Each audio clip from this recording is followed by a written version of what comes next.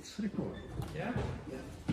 That was, thank you for your help. That was quick and perfect. All right. Let's not waste time. We've already, last time we talked about different types of memory management systems. We talked about paged or fixed partitioning,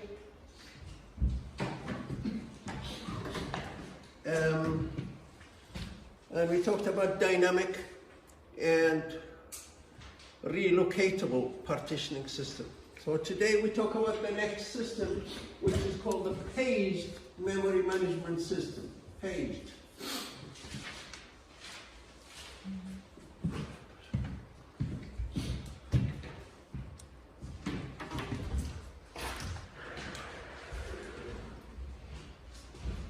So the paged memory management system, it starts like this.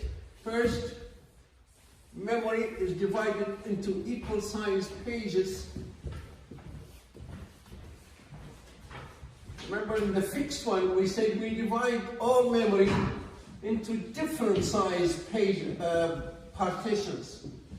But now we divide memory into equal sized partitions. We call them pages. Sometimes they're called page frames, just to differentiate them. Remember, part of memory is allocated to the operating system. So we have the operating system already is in one part of memory.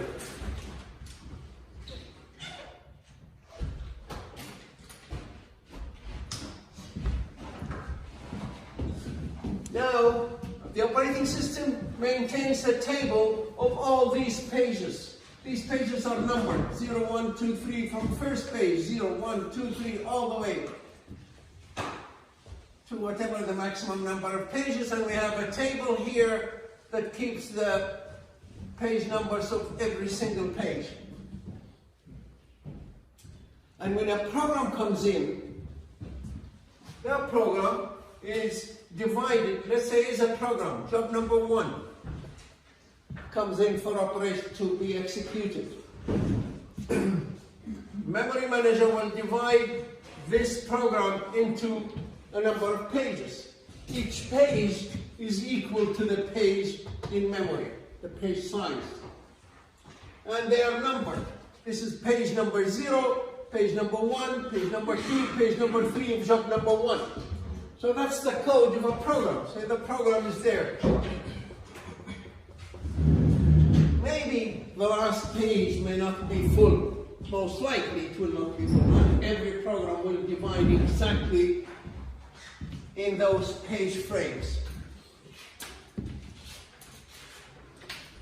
So now the next job, to look for any free page and move all these pages into the program. Let's say this page number 103, we found it's free most of the time.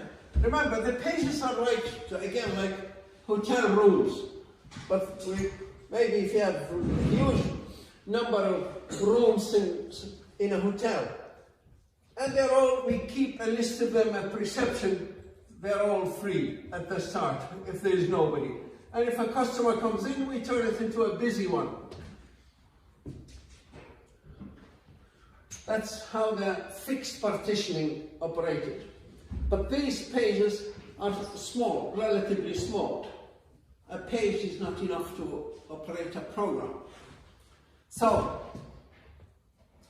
we look for any free pages. Imagine we found page number 205. Remember, pages are numbered in memory separately to those ones. So page number 1 of job number 1, that's program number 1. This is job number 1, page 0 is here in page number 103 in memory. And number 1 is in page number 205. Number 2 is maybe in page 407, for example. So this is job number 1, page number 2. And maybe page number 3, it could be here. So maybe it's page 117 or something like that. So this is job 1, page 3.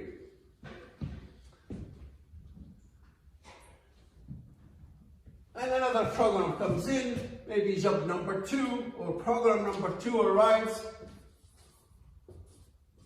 or job number 2. It's also divided into a number of pages, let's say 3 pages, 0, 1, and 2, and we have a table for it, and we put them, say program number 2 or job number 2 is there, it's page number 0, and so on, and page number 1 for job number 2, and job number 2 is also here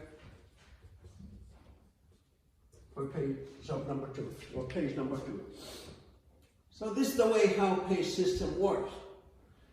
Is this good? Is this better than dynamic or fixed partitioning? It seems to be is. Why? Because we got rid of external fragmentation.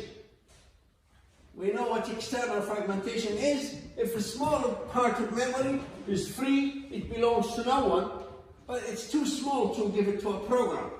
There's no external fragmentation here, because every page, even though pages are small, but every page is usable.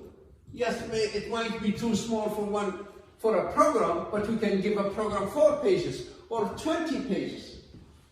So a page is not something that, oh, it's a fragment, it's no good. No, it's good, it's usable.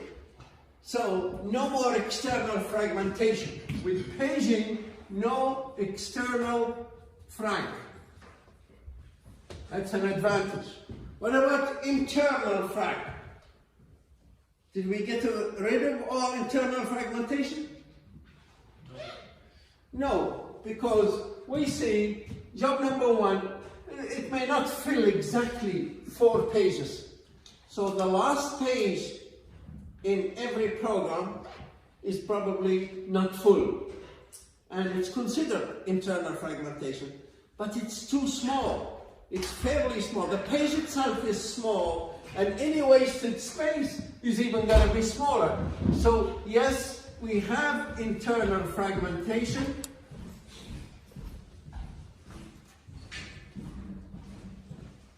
We have internal fragmentation, but it's too small.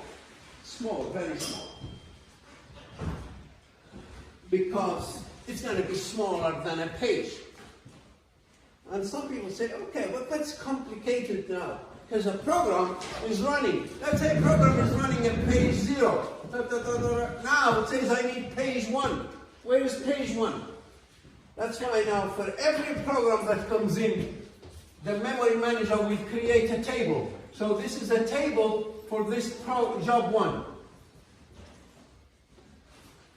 What's in the table?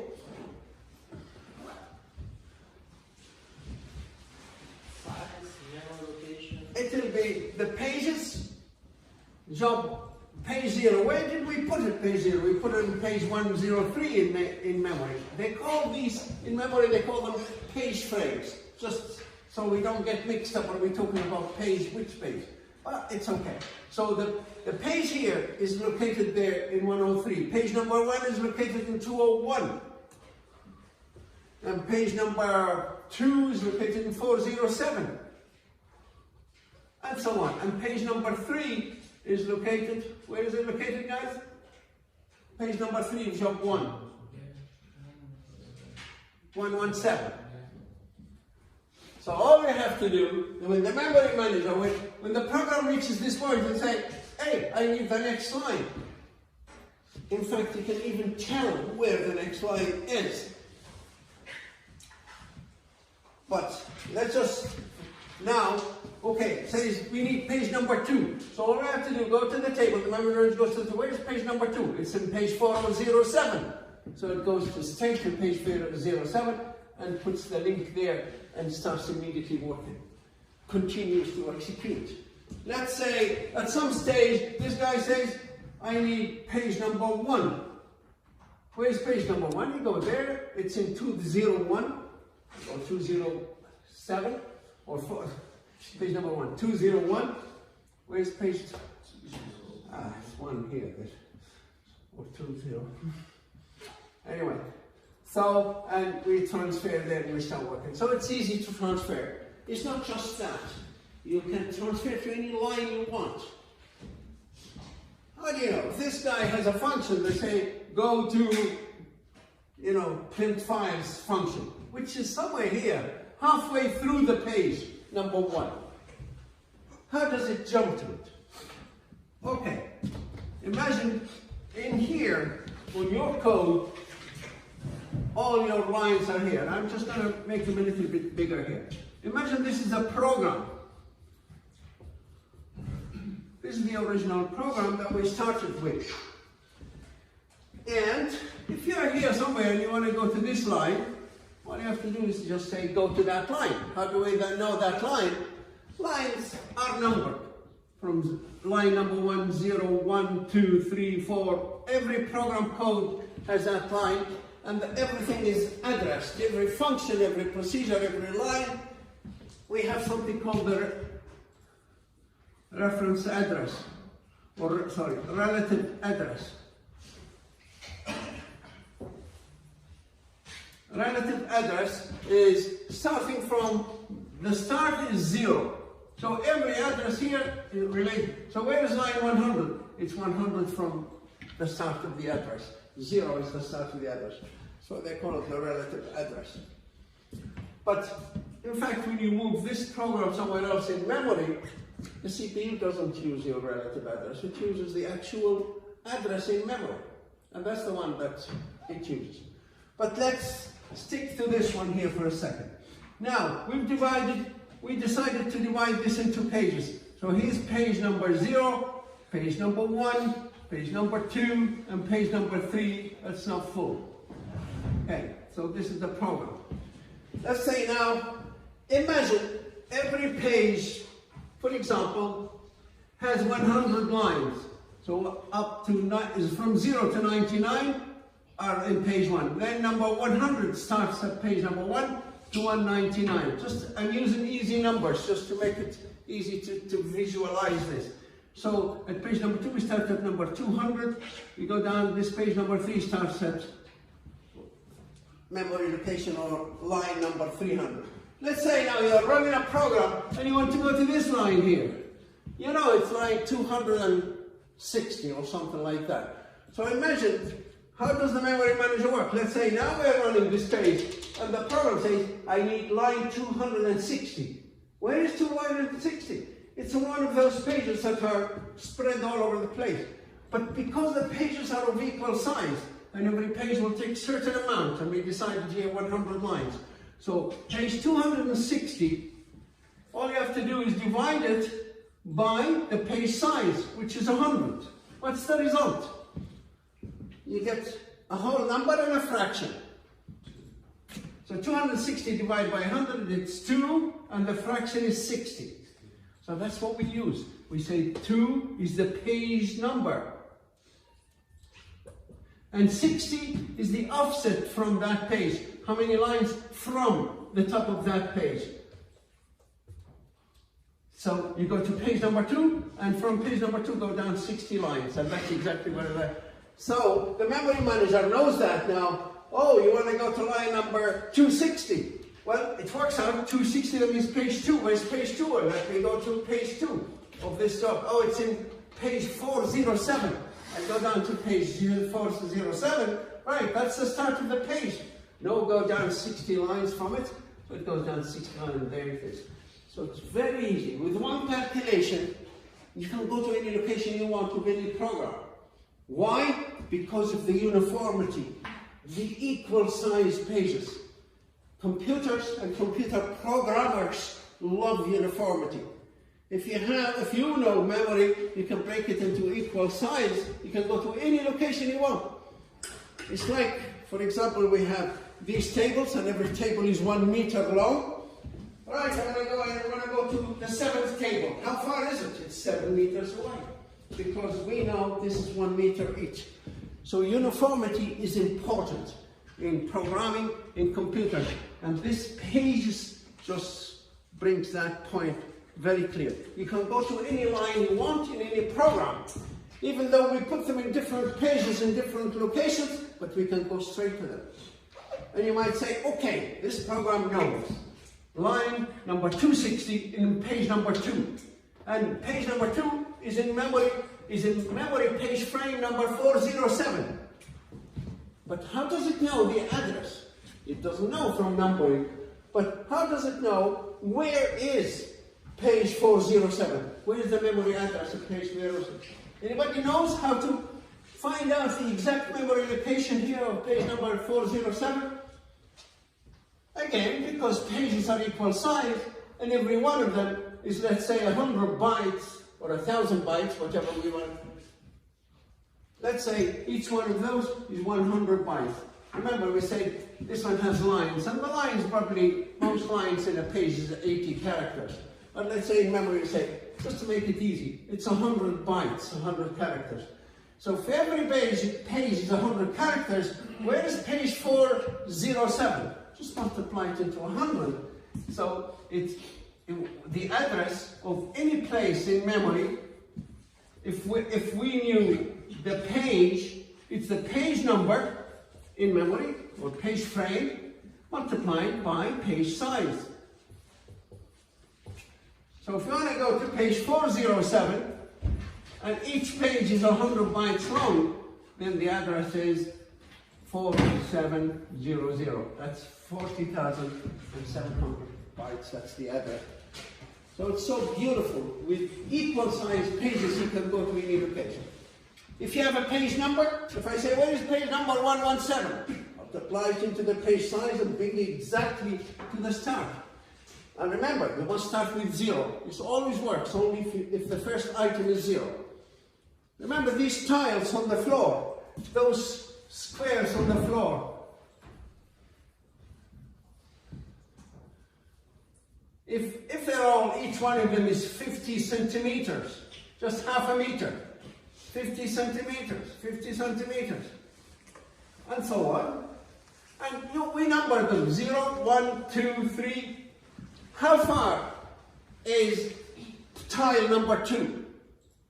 All you have to do is 2 times the tile size, which is 50 centimeter, and that equals 100. That's after 100 centimeters. Oh, there it is. That's number 2. If you're looking for number 3, all you have to do is 3 times 50, and that's 150. So you have to go 1, 2, 50, 100, 150, and there you are at the start. If you start at 0, then that's perfect. That's the way it works. So it's easy to use, easy to locate. Page system seems to be beautiful from that perspective. Easy to jump anywhere you want. It's better than having variable size records or blocks or partitions. From that perspective, that's simple, great for programmers, great for the memory system to find out every location, every line of code. You know exactly where it is, even though it looks like, oh, they're all over the place, but you have total control. You can move the control, you can go to the CPU and give it the exact line it needs. So this system started working beautifully. What's the advantage of this system? It has a number of advantages. This is the uniformity first to start with.